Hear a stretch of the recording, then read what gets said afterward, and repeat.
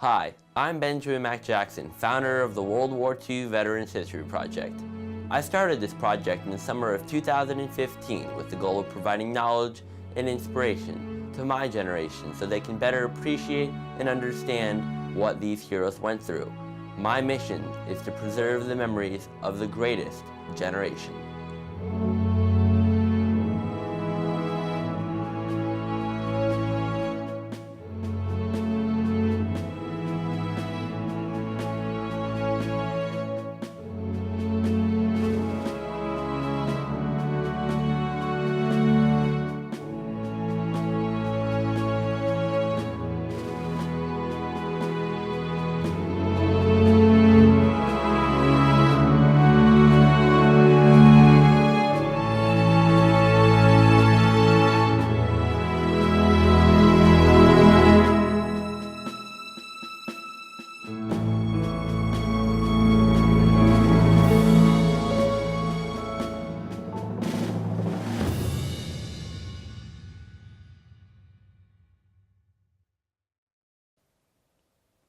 In this story, World War II veteran Julius Haberman, a corporal in the U.S. Army, recalls his time serving with the 69th Infantry Division.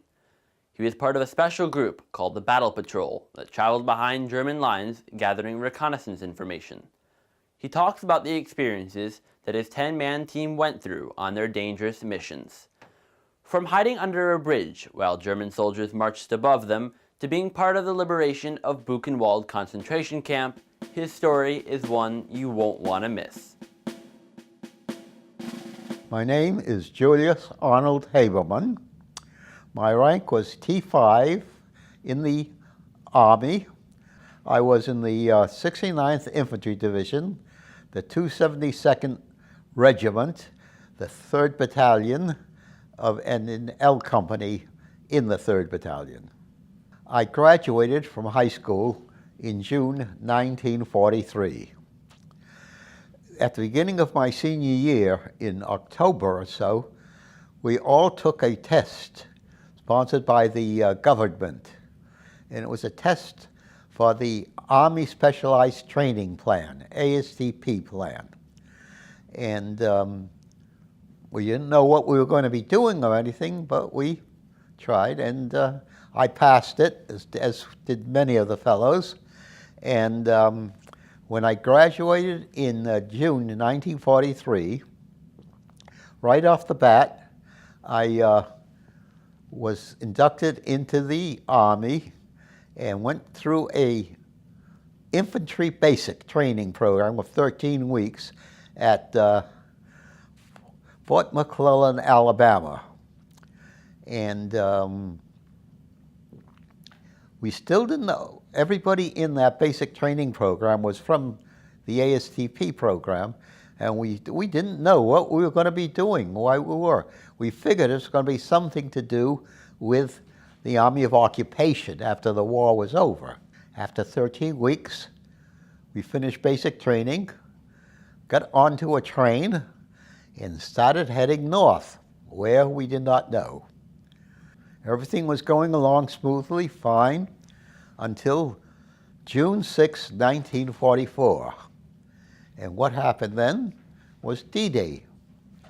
And all of a sudden, the Army needed a lot of infantrymen. I was sent from New York on train, went on to Camp Shelby, Mississippi, the home of the 69th Infantry Division. The whole division composed of mainly, I'd say, 80%, 90% of ASTP young fellows that had just been inducted, gone into the AST program, and then gotten out of it when it got out. It was very interesting about that program because the fellows that had had Air Force basic training or other types of service beside the infantry were very unhappy about being sent to the infantry, 69th Division. And they complained to their congressmen, et cetera, but it didn't do them too much good. They remained with the outfit. Then we went overseas to England, and we we were placed into a small camp in southern England called Lobscombe Quarters, which was near Westchester and Salisbury.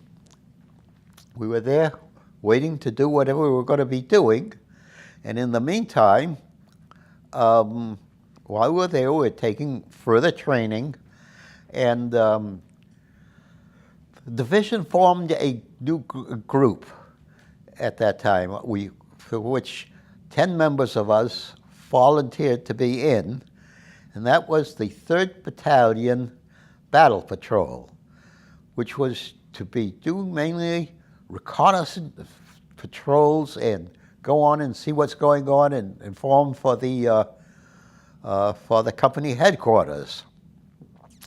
As I said, there were 10 of us. We were led by Lieutenant Karpak, first lieutenant, very fine officer, very good. And we had training in reconnaissance patrols and in secretive doing things, as way of doing things. But the good part about it was we got extra furloughs that we would have had if I didn't be in that. I got 2 furloughs to England, for example, to London for that. And that was good. Also got to Stonehenge, which we were very close to, got to see that. But then in, I guess it was November or December, we left to go for Le Havre, France. And we landed in Le Havre, got on a train there, and went on into Belgium. We were, at that time, the Battle of the Bulge was in full swing. And we were sent in to Belgium to relieve the 99th Division, which was almost totally shot up on that.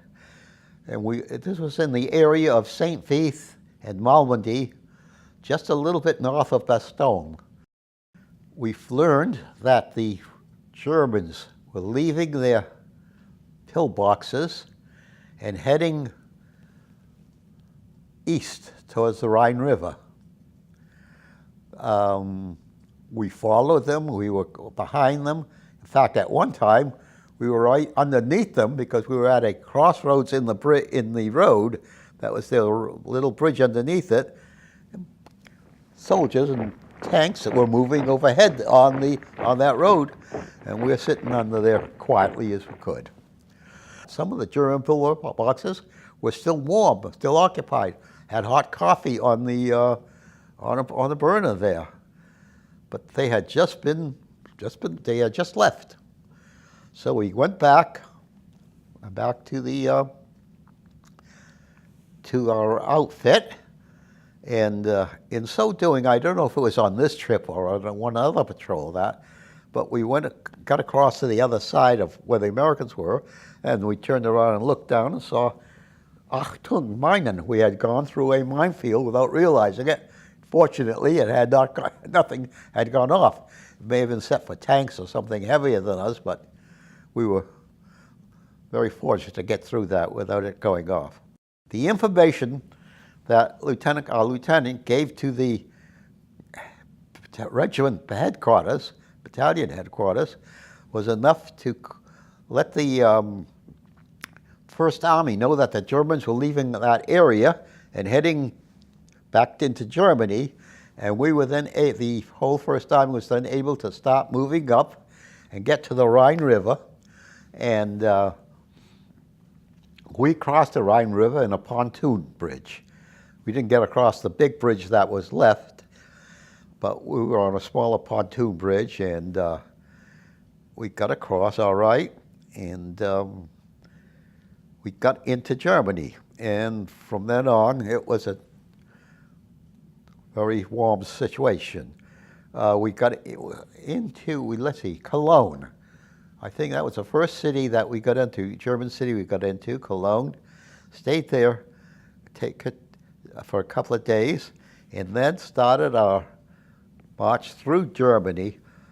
We went through central Germany all the way to Leipzig, which was the third largest city in Germany, and which we captured in March of 45. We were spearheading the First Army. In fact, a couple of days before we got to Leipzig, we were on the main road toward Leipzig, going towards it. If you had, we came to a camp, a concentration camp, and there were ex-prisoners standing by one side on the fence. We were on the other side of the fence as we were marching along. We gave the prisoners as many cigarettes as we could, as much chocolate as we could, as much anything that we could, any food that we had, and of course they were very grateful. There were still some German guards that were cleaning up there. There were some soldiers that were GIs watching them, and that was quite an experience to see. I knew that these prisoners were Jews that were on the other side of the fence then. I really couldn't speak to them very much. I could say a few words because I knew Yiddish a bit and was able to speak a little bit to the Germans and be an interpreter because of that. But I felt very different towards these prisoners that we came across, and felt very badly from what they were going through and what I'd seen, and mounds of bodies that were in the other side of the camp there.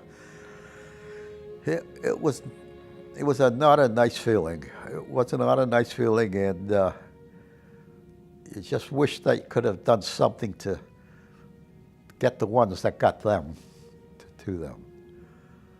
That went on and fought the rest of the Germans.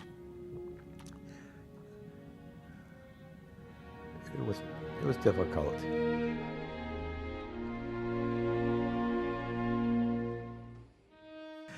The SS the regular German soldiers were inducted, and they were similar to the Americans. They went through the same things that we do: basic training, and fighting.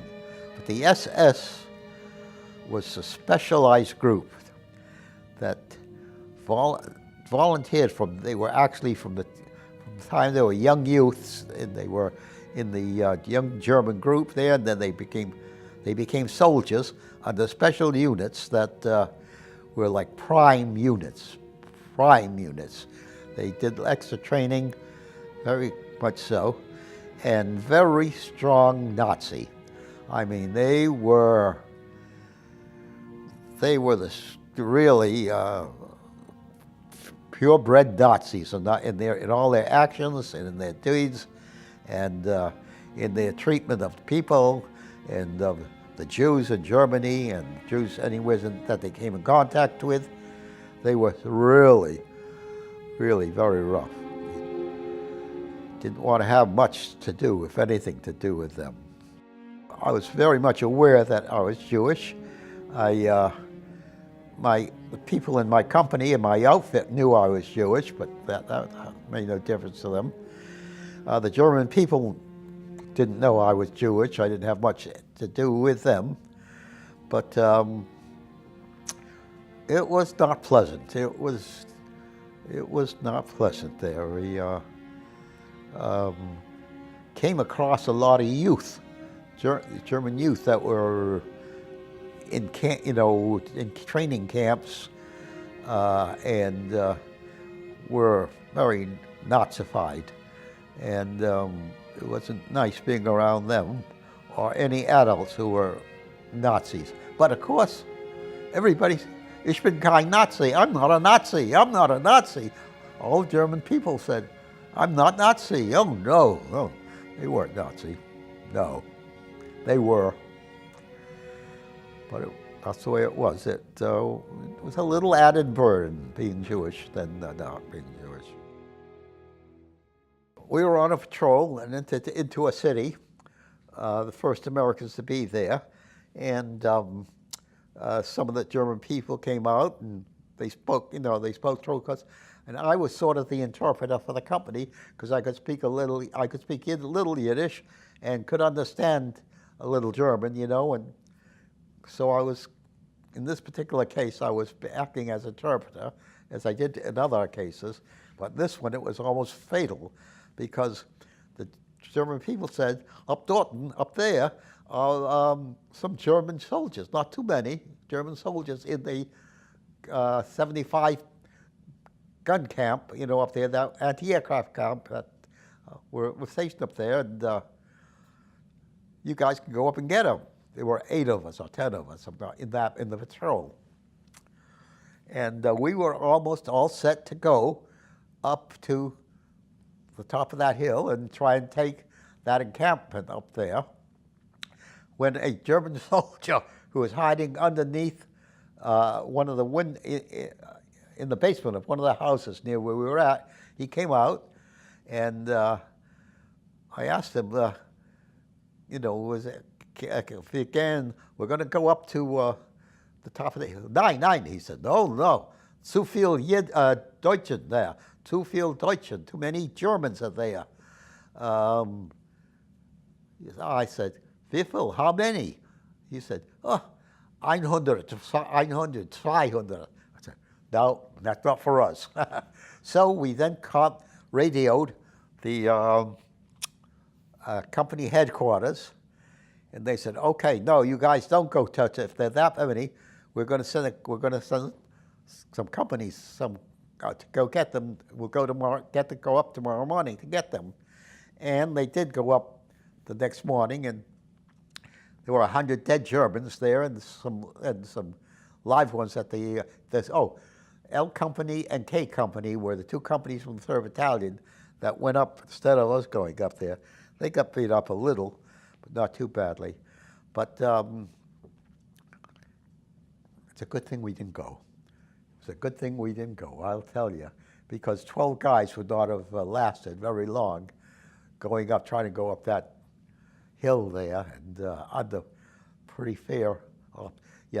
They bombarded it first. They had artillery bombard the encampment, and then they had the 2 companies go on in to take it. It would have been a close call for us.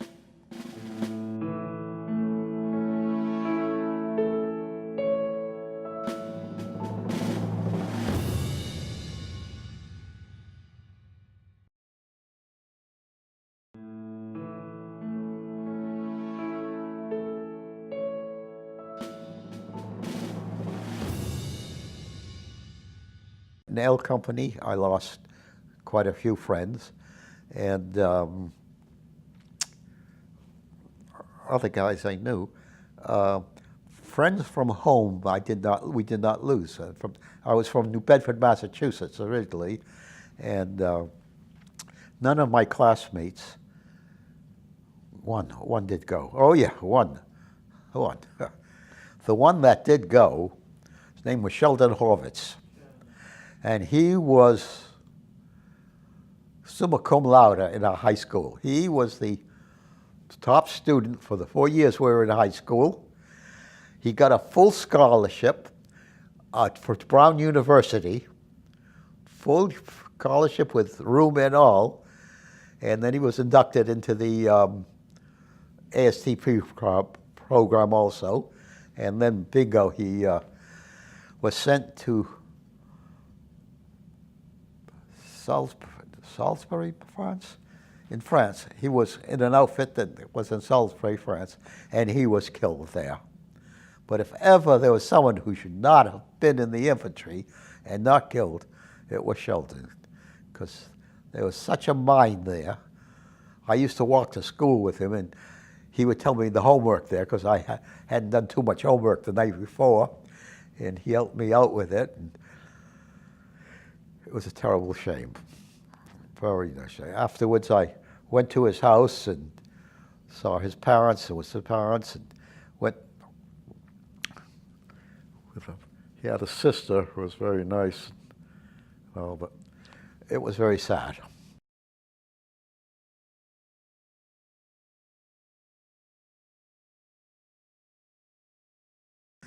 I don't remember exactly how I got it, but I know it came from a German soldier who didn't need it any longer.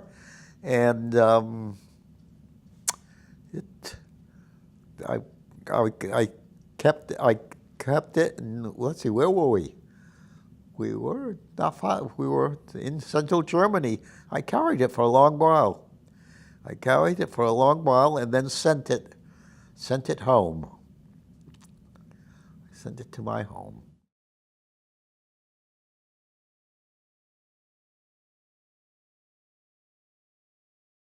This here is what we used to call the Ike jacket. I don't know what its formal name is, but it was an Ike jacket, and we used to enjoyed having it more so than the long jackets that we used to have before this. We'd have longer jackets down, and this was very comfortable. It was distinctive too. I felt a lot different wearing this than when I wore the regular jacket. Well, this is the T5 patch here, and this is the 69th Infantry Division patch. And this here is the 1st Armored Division patch, which is outfit I went into after the war. This here is my Battle Patrol patch. Other members of the 272nd Regiment couldn't wear these. The only ones that could wear it like this were the members of the Battle Patrol. We were the first American outfit to join up with the Russians, and that was quite a thing for us on that. And we had to stop pulling out because we didn't realize and know that we were in the Russian zone. We didn't know that Germany had been divided beforehand, and the American and English and British zone were on the west side there. The Russians were on the east side there, and we had to pull back. And it was really exciting because all the refugees that were in that area from Poland or Russia, and they were more anxious than we were to get out of that area because they didn't want to be in the Russian zone because they knew they were going back to Russia, which is the last thing that they wanted to do. So a lot of them went on into the British and American zones, French zone, and got away that way, but many of them had to go back to the east. When the war ended, we were all, as I said, we all went back to the American zone. I believe I went to Kassel, was the name of the city, Kassel, and we were there for a while, and we were preparing to go to Japan. We were going to go fight on in Japan, except in August, I think it was in August, the first atomic bomb went off. And then the next week, the next one went off, and there was no need for us to go to Japan anymore. So we remained in the area we were in as part of the Army of Occupation. We were in Kassel, but I was taken, the 69th Division got broken up or sent away, that anyhow I got sent out of it and was sent into the 1st Armored Division. I went in as a private, first class, into the 1st Armored Division, and did occupation work. Mr. Haberman is 92 years old and resides in Summerfield, Florida. To learn more about the World War II Veterans History Project, please visit our website at www.veteranshistoryproject.com. We look forward to seeing you again for more exciting stories from the greatest generation.